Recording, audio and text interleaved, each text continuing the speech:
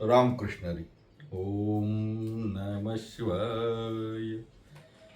भजन करी महादेव, राम पूजी सदा शिव. राम पूजी सदा शिव, राम पूजी सदा शिव. दोघे देव एक पाही, तया ऐक्या दुजे नाही. तया ऐक्या दुजे नाही, तया ऐक्या दुजे नाही. शिव राम नाही भेद, ऐसे देवती सिद्ध. ऐसे देवती सिद्ध, ऐसे देवती सिद्ध. जनी म्हणे आत्मा एक, सर्व घटी तो व्यापक. सर्व घटी तो व्यापक, सर्व घटी तो व्यापक. दोघे देव एक पाही, दोघे देव एक पाही. तया ऐक्या तुझे नाही, तया ऐक्या तुझे नाही, तया ऐक्या तुझे नाही. पार्वती पते हर हर महादेव. आपली चालू असलेली शिवलीलामृत ग्रंथाची सेवा आणि त्यानिमित्ताने आजचा अध्याय 5वा. आपल्या रोजच्या नियमाप्रमाणे म्हणा किंवा आपण जे रोज ग्रंथाच्या अध्यायाला सुरुवात करण्यापूर्वी एक अभंग म्हणतो. आज जनाबाईचा हा प्रसिद्ध असा अभंग आहे, तो आपल्यासमोर ठेवला. भजन करी महादेव, राम पूजी सदाशिव. या अभंगातून सदाशिव म्हणजे भगवान शंकर आणि विष्णू म्हणजे राम यांच्यात काहीही भेद नाही, एकमेकाची ते पूजा करतात असा अर्थाचा अभंग आहे. अभंगावर कधीतरी चिंतन करू नंतर, पण आपला मूळ जो शिवलीलामृत ग्रंथाचा आपलं जे कथा श्रावण महिन्याच्या निमित्ताने चालू आहे ती आपण सुरू करूया. आज 5वा अध्याय. शिवलीलामृताचं पठण केलं पाहिजे, शिवलीलामृत ग्रंथाचं पारायण केलं पाहिजे, शिवलीलामृत ग्रंथाचं कथन केलं पाहिजे, शिवलीलामृत ग्रंथाचं स्मरण केलं पाहिजे, शिवलीलामृत ग्रंथाचं अध्ययन केलं पाहिजे. असा हा महत्वाचा शिवलीलामृत ग्रंथ आणि त्याचा हा 5वा अध्याय. या अध्यायामध्ये कर्माची गती आहे, कर्माचं फळ आहे. या अध्यायामध्ये प्रदोष व्रताचं महत्व आहे. या अध्यायामध्ये शिवभक्त शिवकृपेचंही महत्व आलंय. असा हा गोड असा अध्याय. हा अध्याय आणि या अध्यायातील कथा ही आपल्यालाच बघायची आहे. सूत ऋषी शौनकादिकांना शिवलीलेच्या कथा सांगत असताना आलेली ही कथा 5व्या अध्यायामध्ये आहे. सूत म्हणतात, ऋषींनो, शिवलीला काय सांगावी, शिवाचं महात्म्य काय सांगावं, शिवाच्या कथा काय सांगाव्यात. शिवाचं महात्म्य अगाध आहे, शिवमहिमा अगाध आहे. सूत महाराज सांगायला लागले, खूप खूप वर्षापूर्वी विदर्भ देशाचा राजा, सत्यरथ नावाचा विदर्भाचा राजा होता. तो राजा आपलं राज्य चालवत असताना, राज्यकारभार चालवत असताना प्रजा आणि राजा दोघही आपले आनंदात होते. सत्यरथ नावाचा राजा आपला राज्यकारभार हाकत होता, पण त्याला शिवपूजा किंवा देवपूजा या बाबतीत कुठलंही स्वारस्य नव्हतं. कधी शिवपूजा करायचा नाही, कधी शिवमहिमा वर्णन करायचा नाही, कधी व्रत वैकल्य करायचा नाही, कधी धार्मिक सण उत्सव करायचा नाही. असा हा राजा, सत्यरथ नावाचा राजा विदर्भ नगरीमध्ये होता. शिवपूजा करायचा नाही, कुठल्या देवाची पूजा करायचं नाही. परिणाम असा झाला, महाराज, काय पूर्वपाप पूर्वपुण्य असतेच, मला कर्म असतोच. शाल्व देशाच्या राजाने, दुर्मशन नावाचा शाल्व देशाचा राजा होता, त्या राजाने विदर्भ नगरीवरती म्हणजे या सत्यरथाच्या राज्यावरती स्वारी केली आणि सत्यरथावर विजय मिळवला, त्याला पराभूत केलं. 7 दिवस युद्ध चाललं आणि 7व्या दिवशी सत्यरथाचा पराभव झाला. आणि पराभव झाल्यामुळं यांनी आता कब्जा मिळवला ना, नाही का? यांनी कब्जा मिळवला त्या राज्यावरती आणि शाल्व राजाने सत्यरथाला मारलं. म्हटल्यानंतर प्रजा पळाली ना हो. सैन्य पळायला लागलं, आपलं राज्य सोडून पळायला लागलं. त्यातच त्याची पत्नी, ती गरोदर होती महाराज. गरोदर असलेली त्याची पत्नी, मला वाटतं त्याचं नाव अरुंधती नावाची त्याची पत्नी, दूर कुठेतरी जंगलात पळून जायला निघाली. कारण शत्रू सैन्याने जर आपल्याला पकडलं तर आपल्याला त्यांचं मांडलिक व्हावं लागेल. नव्हे ते आपल्यावर काहीही अत्याचार करू शकतात. कारण आपलं राज्य आपलं गमावलं आहे, आपला नवरा आपण गमावला आहे, आपल्या सेना पराभूत झाली आहे. अशा परिस्थितीमध्ये आपण कुठेतरी पळून गेलं पाहिजे. म्हणून राजाची राणी असलेली अरुंधती पळून जायला निघाली महाराज आणि जंगलात दूर कुठेतरी गेली. आपल्याला पकडू नये, आपला पाठलाग करणारे सैन्य असेल त्यांना चुकवत ती दूर कुठेतरी पळून गेली. मागे पाहते तर सैन्य आहे का, मागे पाहते सैन्य आहे का, आपल्याला आपण पकडल्या जाऊ नये म्हणून दूर कुठेतरी गेली. आणि थकल्यानंतर एका वृक्षाच्या खाली बसली. राणी गरोदर होती, 9 महिने भरले होते आणि गर्भवती असलेल्या राणीने धापा टाकत थकून गेलेली, कधी जंगलात गेली नाही, कधी पायाला माती लागली नाही महाराज. कित्येक दाशा, कित्येक नोकर आपल्यासोबत असताना आज काय परिस्थिती आली. आज दूर कुठंतरी पाणी नाही, खायला काही नाही आणि धापा टाकत थकलेली राणी वृक्षाखाली जाऊन बसली झोपली. महाराज, बाळंतपणाची वेळ आली. गरोदर असलेली राणी त्या ठिकाणी, गरोदर असलेली राणी, तिचा प्रसूतीचा काळ जवळ आला आणि प्रसूती वेदना सुरू झाल्या, कळा यायला सुरू झाल्या, प्रसूती वेदना सुरू झाल्या. आणि राणीने एका गोंडस अशा बाळाला जन्म दिला. कुठे? जंगलात. कोणी नर्स नाही, दासी नाही, नातेवाईक नाही. गोष्ट कोणाची आहे? राणीची गोष्ट आहे. राणी, साधारण कोणाची गोष्ट नाही. दवाखान्यात गेला नाही, घरी बाळंतपण झालं असं नाही. अहो, जंगलात वृक्षाच्या खाली राणीचं बाळंतपण. गोंडस बाळाला जन्म दिला आणि बघते बाळ रडते. हिलाही तहान लागली, पाण्यानं व्याकुळ झाली आणि कोण येणार, कोण पाणी देणार? कोणी नाही. दूर जंगलामध्ये कोणी नाही. कुठेतरी पाण्याच्या शोधात मूल बाजूला टाकून हे निघून गेले. मुलाला ठेवलं आणि पाणी तर प्यावंच लागेल ना, तहान लागली. सरोवराकाठी गेली, सरोवरात गेली आणि ओंजळीनं पाणी प्यायला लागली महाराज. ओंजळीनं पाणी पिते आणि तिकडे मगरीने पाय धरला आणि मगरीने पाय धरून ओढत नेऊन खेचून नेलं आणि हिचा जीव त्या ठिकाणी घेतला. महाराज, आता मला सांगा, तिकडे राजा मेला, इकडे राणी मेली आणि ह्या राणीने जन्म दिलेलं गोंडस बाळ त्या झाडाखाली बसलेलं, झोपलेलं, रडते आहे.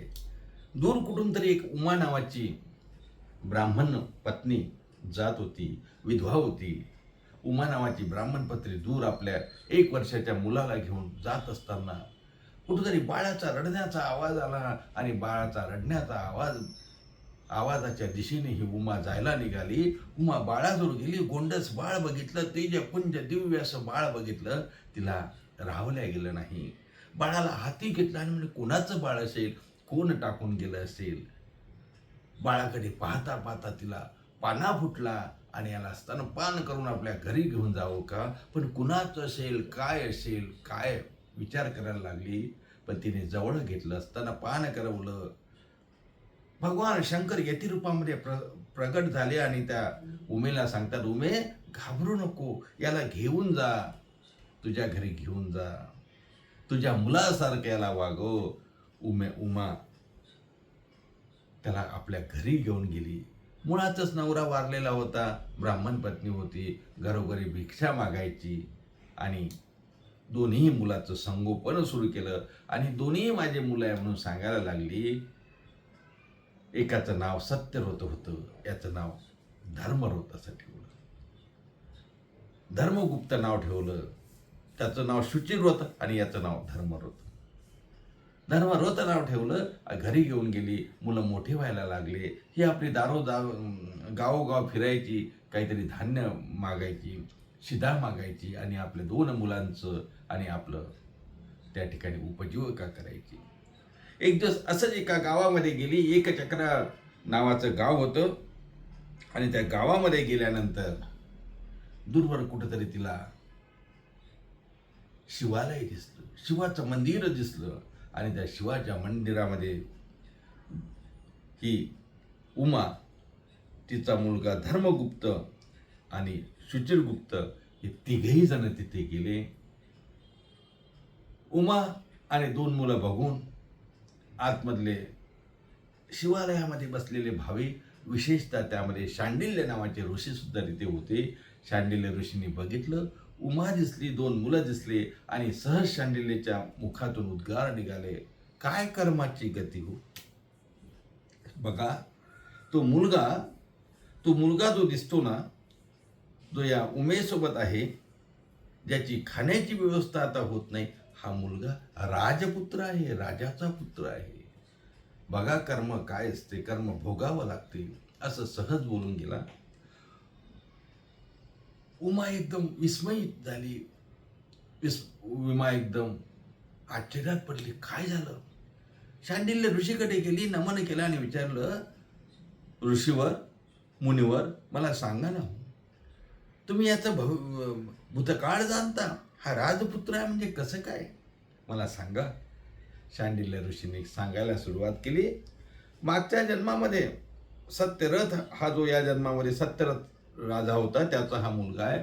हा सत्यरथ मागच्या जन्मामध्ये एक राजाच होता आणि हा राजा आपलं राज्य करीत असताना प्रदोष व्रत करायचा, शिवाची भक्ती करायचा. प्रदोष व्रत करत असताना एकदा याच्या राज्यावरती आक्रमण झालं आणि आक्रमण झाल्यानंतर शत्रू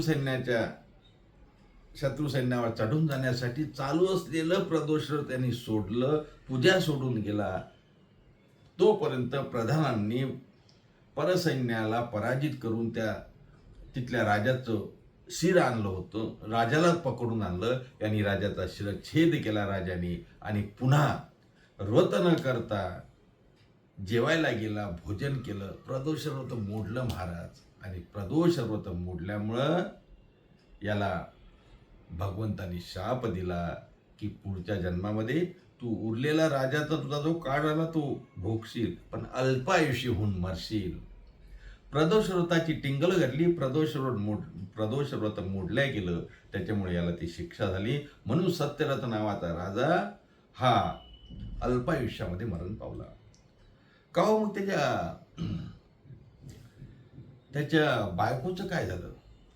त्याची बायको, तिचा काय चूक, म्हणजे त्याच्या बायकोची एवढीच चूक होती. अरुंधती नावाची त्याची जी बायको होती ना, तिनं आपल्या सवतीला मारलं होतं आणि सवतीला मारल्यामुळं ती सवत मगर रूपानं त्या सरोवरामध्ये मगर योनीत हे झाली आणि त्या मगरीने हिचा पाय पकडून हिला मारून टाकलं. हिशोब फिट्टमपाट असतो, कर्मामध्ये हिशोब फिट्टमपाट असतो. बरं, मग हा धर्मगुप्त याचं काय आहे. या धर्मगुप्तानी मागच्या जन्मामध्ये कुठेही शिवभजन केलं नाही, कुठेही चांगलं काम केलं नाही, त्याच्यामुळे त्याला असं व्हावं लागलं. आणि मग उमा विचारते, का हे सर्व ठीक आहे, पण माझ्या मुलाचा काय दोष आहे, माझा मुलगा का असा गरिबी भोगतो. त्यांनी सांगितलं, तुझा मुलगा तो धर्मगुप्त आहे आणि मागच्या जन्मामध्ये लोकांचं खूप दान घेतलं, पण कधी दान केलं नाही. लोकांकडे खूप जेवण केलं, पण कोणाला जेवण दिलं नाही. त्याच्यामुळे याला असं अभागी जीवन जगावं लागलं, गरिबीत जीवन जगावं लागलं. तेव्हा तिघेही शांडिल्य ऋषीच्या चरणावरती लागले आणि आम्हाला महामुनी, आम्हाला यातून मार्ग सांगा, आम्ही काय केलं पाहिजे. तेव्हा शांडिल्य ऋषींनी सांगितलं, आपण प्रदोष व्रताचं पालन करावं. सत्यरथ राजाने जे मध्ये सोडलेलं व्रत होतं ते व्रत आपण पुन्हा सुरू करावं आणि शिवभजन करावं, शिवस्तुती करावी, शिवनामाचा जप करावा. महाराज तिघेही निघाले, आपल्या घरी गेले आणि यांनी प्रदोष व्रत सुरुवात केलं. 4 महिने त्या ठिकाणी प्रदोष व्रत केलं. इकडे धर्मगुप्ताला बाहेर जात असताना कुठेतरी दरडी कोसळली आणि त्याच्या खाली मोठा सोन्याचा हंडा सापडला, विपुल धन सापडलं. ते धन त्यांनी घरी आणलं. आईने उमेने सांगितलं, अरे बाबा, आपल्याला शिव भगवान पावले, प्रदोष व्रताची कृपा झाली. पुढे जाऊन धर्मगुप्त हा राजपुत्र, शेवटी राजपुत्रच ना, हा बाहेर निघाला. बाहेर गेल्यानंतर त्याला सुंदर अशी गंधर्व कन्या दिसली आणि त्या गंधर्व कन्येने अंशुमती नावाची गंधर्व कन्या त्याला दिसली. अंशुमतीकडे बघून हा त्या ठिकाणी याचं प्रेम जडलं. एकदाच बघितल्यानंतर ती लावण्यवती सुंदर गंधर्व कन्या बघितली. हा म्हणतो, धर्मगुप्त म्हणतो सुचिरगुप्ताला, अरे लावण्यवती अशी सुंदर स्त्री आहे. हा म्हणतो, नाही नाही, अरे आपण घरी जाऊ. त्यांनी सांगितलं, तू घरी जा, मी त्या स्त्रीकडे जातो. हा त्या मुलीकडे गेला, गंधर्व कन्येकडे गेला. गंधर्व कन्येला पण धर्मगुप्ताला बघून इच्छा झाली की माझाही नवरा असाच असला पाहिजे. मनोमन तिने त्याला वरलं आणि सांगितलं, अहो,